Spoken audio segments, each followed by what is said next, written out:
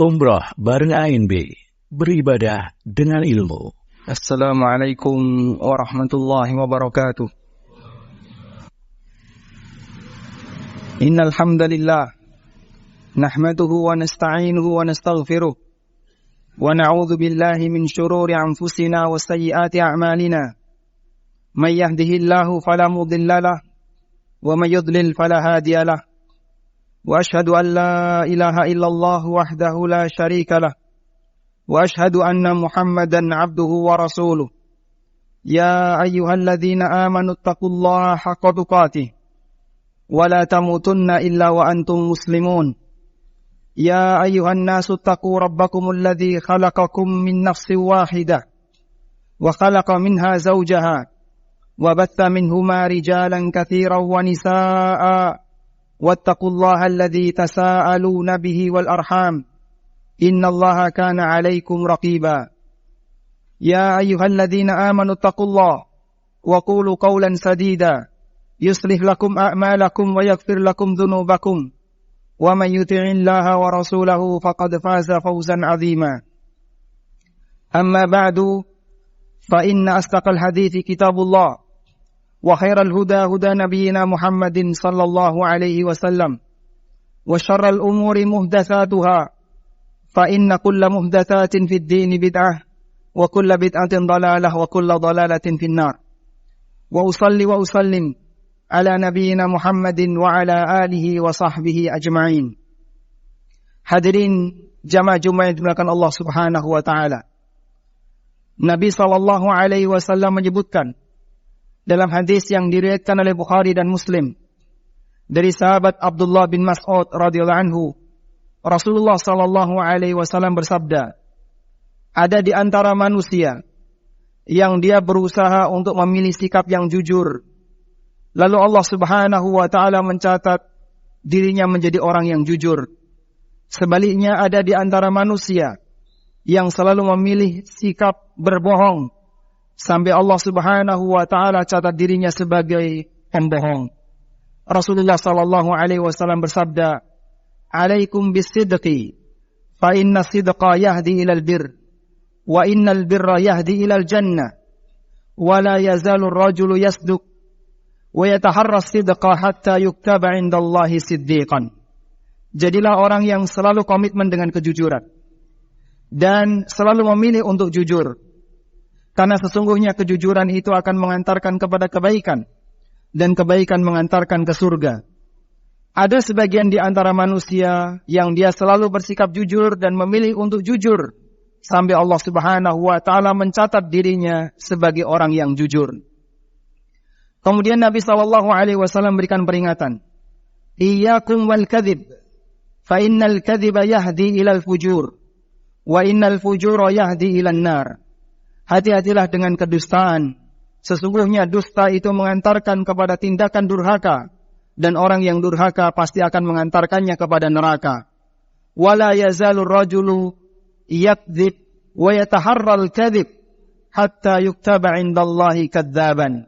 Ada sebagian di antara manusia yang selalu berdusta, dan dia lebih senang untuk berdusta hingga Allah catat dia sebagai pendusta. Hadis ini memberikan pelajaran kepada kita bahwa terkadang sifat melekat pada diri manusia karena kebiasaan dan karena pembiasaan. Sehingga bisa jadi ada orang yang dilahirkan sebagai orang yang baik, namun karena dia berada di lingkungan orang yang sering berbohong, tidak jujur, tidak amanah, akhirnya dia tertular dengan sifat itu, dan kemudian Allah Subhanahu wa taala mencatat dia, Allah tetapkan dia sebagai pembohong. Sebaliknya ada orang yang barangkali karakter jujurnya tidak maksimal, namun karena dia selalu berlatih untuk jujur, maka Allah Subhanahu wa taala mencatatnya sebagai orang yang jujur. Sebab dengan adanya kebiasaan, maka itu akan menjadi sifat yang melekat pada dirinya. Dalam hadis yang lain diriwayatkan oleh Abu Darda radhiyallahu anhu, Nabi sallallahu alaihi wasallam bersabda, "Innamal ilmu bitta'allum wa innamal hilmu bittahallum." Sesungguhnya ilmu itu hanya bisa didapatkan dengan proses belajar, dan orang bisa menjadi lemah lembut karena dia selalu berlatih untuk lemah lembut. Lalu Nabi SAW mengatakan, wa may yataharral khaira yu'ta wa may yattaqi syarra yuwaqqah. Siapa yang selalu berusaha untuk memilih yang baik, maka Allah akan anugerahkan kepadanya sifat yang baik. Sebaliknya barang siapa yang berusaha untuk menghindari keburukan, maka Allah Subhanahu wa taala akan jauhkan dirinya dari sifat keburukan. Jamaah dimuliakan Allah Subhanahu wa taala, kita masih memiliki PR yang sangat besar berkaitan dengan keberadaan sebagian instansi, baik di dunia pemerintahan maupun di dunia swasta, di mana mereka membiasakan dalam instansi itu kedustaan dan kebohongan. Ada aneka kwitansi yang tidak ada isinya. Ada juga bentuk perjalanan dinas yang sebenarnya itu hanya fiktif. Ada juga bentuk rapat yang tanda tangannya tidak pernah hadir. Dan aneka kedustaan yang lainnya. Dan yang namanya kedustaan pasti menuntut kedustaan berikutnya. Karena ketika seseorang ingin menutupi kedustaan, maka dia harus berdusta berikutnya. Karena itu Nabi SAW mengatakan, Iyyakum wal kadhib, fa innal kadhiba yahdi ilal fujur. Hati-hatilah dengan kedustaan, karena satu kedustaan akan mengantarkan manusia kepada al-fujur. Apa yang dimaksud dengan al-fujur? Syarah yang disampaikan oleh para ulama, al-fujur adalah al-imbi'ath ilal ma'asi. Semangat untuk selalu menjaga maksiat, sehingga manusia menjadi orang yang istiqamah berbuat maksiat. Awalnya adalah karena dia suka berdusta. Sehingga kemudian ketika kedustaan itu harus selalu ditutupi, maka ada satu orang yang barangkali jujur di tempat itu. Dia ada dua pilihan. Yang pertama, dia harus ikut arus sebagaimana yang lainnya, sehingga dia harus berbohong sebagaimana yang lain untuk menutupinya. Atau yang kedua, dia harus lebih memilih untuk menyingkir agar tidak bercampur bersama mereka. Dan subhanallah, satu kedustaan menyusul kedustaan berikutnya sampai akhirnya menjadi sebuah sistem. Kalau sudah jadi sebuah sistem, benarlah apa yang dikatakan oleh Nabi SAW. وَلَا يَزَالُ الرَّجُلُ يَكْذِبُ وَيَتَحَرَّ الْكَذِبُ حَتَّى يُكْتَبَ عِنْدَ اللَّهِ كَذَّابًا. Dan ada orang yang dia terus berdusta. Sistem ini terus berdusta dan lebih memilih untuk dusta.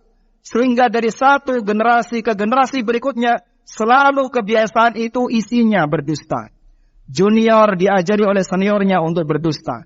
Akhirnya begitu generasi ganti, ternyata sistem itu tidak hilang. Dusta berlanjut dengan dusta berikutnya. Dalam sebuah lingkaran seperti ini, sampai kapan akan berhenti? Dan sebenarnya banyak di antara mereka yang sudah merasa risih. Namun karena itu sudah menjadi sistem, ditakdirkan oleh Allah, tercatat karena kebiasaannya menjadi sebuah karakter yang melekat pada dirinya. Hadirin yang dimuliakan Allah Subhanahu wa taala, kita tahu bahwasanya yang namanya berdusta, enggak ada satupun agama yang membenarkannya. Islam tidak pernah membenarkan kedustaan. Agama yang lain juga tidak ada yang membenarkan kedustaan. Meskipun orang yang melakukannya sangat banyak dan mereka adalah manusia yang beragama. Kenapa demikian? Salah satu di antara penyebabnya adalah kesadaran yang lemah akan dampak buruk dan akibatnya. Karena itu Nabi SAW mengingatkan dalam banyak sekali hadis akan bahaya kedustaan. Dalam sebuah hadis riwayat Bukhari Muslim, Rasulullah SAW mengingatkan, Ala unabbi'ukum bi akbaril kabair. Maukah kutunjukkan kepada kalian dosa yang sangat besar? Kemudian sahabat mengatakan, Bala ya Rasulullah. Tentu ya Rasulullah. Kemudian Nabi SAW bersabda, Al-ishraku billah wa uququl walidain wa qauluz zur wa syahadatuz zur. Dosa-dosa besar itu adalah pertama berbuat syirik kepada Allah. Yang kedua durhaka kepada kedua orang tua. Kemudian Nabi SAW menyebutkan yang ketiga wa syahadatuz zur wa qauluz zur, dan beliau mengulang-ulang itu sampai sahabat mengatakan la'allahu sakata. Kenapa Nabi SAW enggak diam? Beliau ulang-ulang lagi. Syahadatuz zur wa qauluz zur.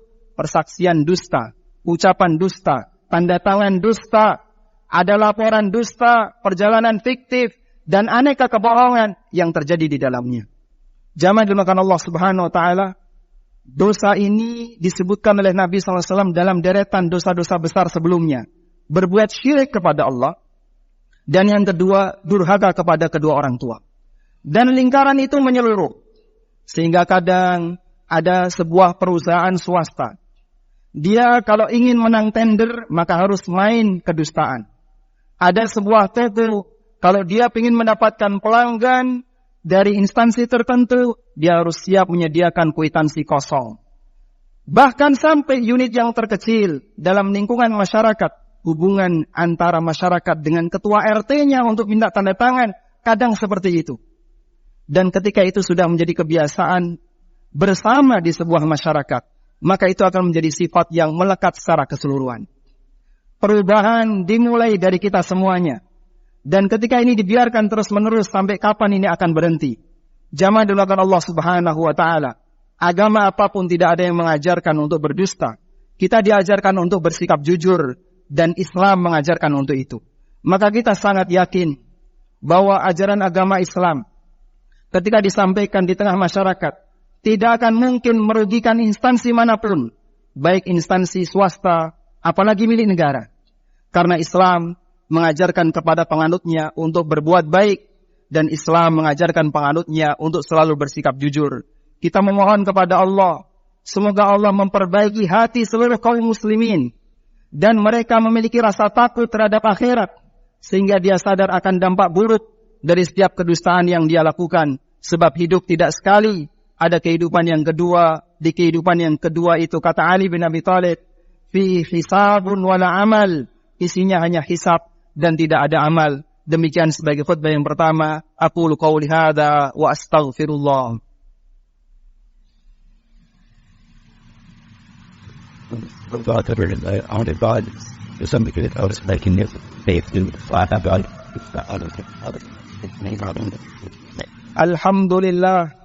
Alhamdulillahilladzi hadana lihadza wa ma kunna linahtadiya laula an hadana Allah.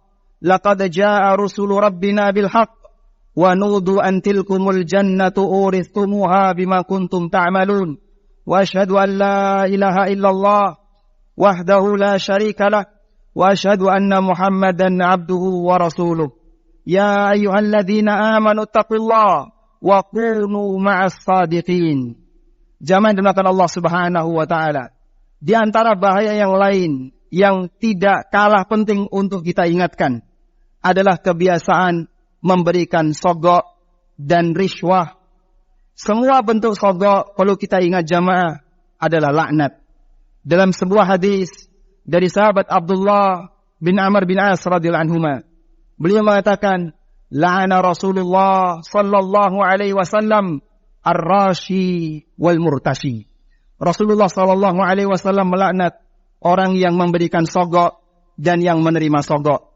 Perlu diingat bahwa yang terkena laknat tidak hanya satu pihak, tapi kedua belah pihak.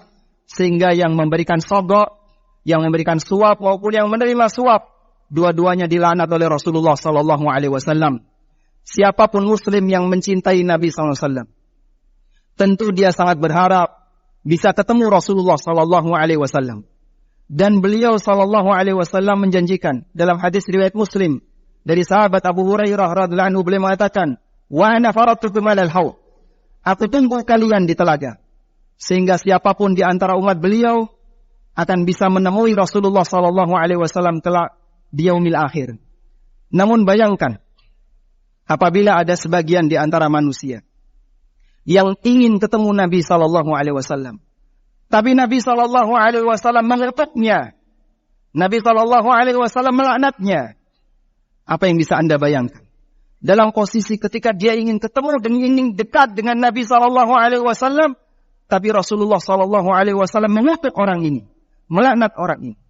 Kira-kira apakah dia bisa bertemu Rasulullah sallallahu alaihi wasallam jamaah? Maka hindarilah segala bentuk perbuatan dosa yang di situ berisi ancaman laknat dari Rasulullah sallallahu alaihi wasallam, karena kita ingin disayang oleh Nabi kita. Kita ingin ketemu beliau, mendapatkan syafaat beliau. Namun ada sebagian di antara manusia yang dilaknat dan dikutuk oleh Nabi sallallahu alaihi wasallam. Dan ingat, dalam setiap kebiasaan sogok seperti ini, pasti selalu diiringi dengan kedustaan. Sebagaimana yang Allah Subhanahu wa Ta'ala ceritakan dalam Al-Quran, menyebutkan tentang sifatnya orang-orang Yahudi. Allah Subhanahu wa Ta'ala mengatakan, samma'una lil kadzib, akaluna lis-suhd. Di antara karakter Yahudi itu, samma'una lil kadzib. Mereka senang mendengarkan kedustaan, akaluna lis-suhd, dan suka memakan as-suhd. As-suhd tafsirnya adalah sogok. Sehingga ketika seseorang bekerja dan dia tidak normal aktivitasnya, pasti dia akan tutupi. Ada bagian keuangan yang nggak beres, pasti akan dia tutupi. Dan dalam posisi ketika dia bayar sogok, pasti akan ada yang ditutupi.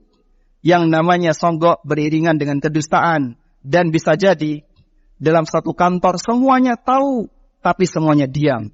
Itulah yang disebut dengan samma'una lil kadzib. Mereka senang mendengarkan kedustaan, ngerti dibohongi, dan dia tahu, tapi dia diam saja. Kita sebagai hamba Allah yang menghendaki lingkungan ini bisa menjadi baik, aktivitas yang kita lakukan bisa menjadi baik, butuh kerjasama yang maksimal. Jika Anda adalah seorang pengusaha yang Anda berinteraksi dengan siapapun, hindari semua potensi kedustaan dan kebohongan. Nabi SAW bersabda, man ghasyana falaysa minna. Barang siapa yang menipu kaum muslimin, maka dia bukan bagian dari kami. Selanjutnya, kita mohon kepada Allah Subhanahu wa Ta'ala. Semoga Allah Subhanahu wa Ta'ala membersihkan semua lingkungan kerja di sekitar kita, baik di instansi swasta, pemerintah maupun instansi dan lembaga yang lainnya, agar bersih dari semua pelanggaran-pelanggaran dan penyakit sosial. Dan Allah Subhanahu wa Ta'ala jadikan kaum muslimin sebagai hambanya yang selalu berpegang teguh dengan kejujuran, berusaha untuk menjaga amanah dalam menjalankan tugasnya. Allahumma salli ala Muhammad wa ala ali Muhammad, kama sallaita ala Ibrahim wa ala ali Ibrahim, innaka hamidun majid. Allahumma ighfir lil mu'minina wal mu'minat, wal muslimina wal muslimat, al ahya'i minhum wal amwat, innaka sami'un qaribun mujibu da'awat, ya qadiyal hajat. اللهم آمنا في أوطاننا وأصلح أئمتنا وولاة أمورنا وأعنهم على تنفيذ أماناتهم. اللهم ارزق لهم وزراء الصالحين. اللهم ارزق لهم بطانة الصالحين. ربنا آتنا في الدنيا حسنة وفي الآخرة حسنة وقنا عذاب النار. وصلى الله على نبينا محمد وعلى آله وصحبه وسلم. وآخر دعوانا عن الحمد لله رب العالمين. وقوموا إلى صلاتكم.